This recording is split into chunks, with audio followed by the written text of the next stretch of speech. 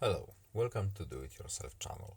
Today I will show you where to find the option and how to turn on mono audio in Samsung Galaxy Z Fold5.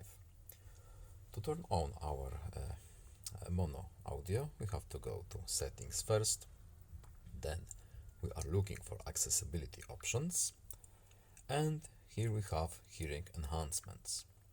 In hearing enhancements, we have mono audio. What does it do?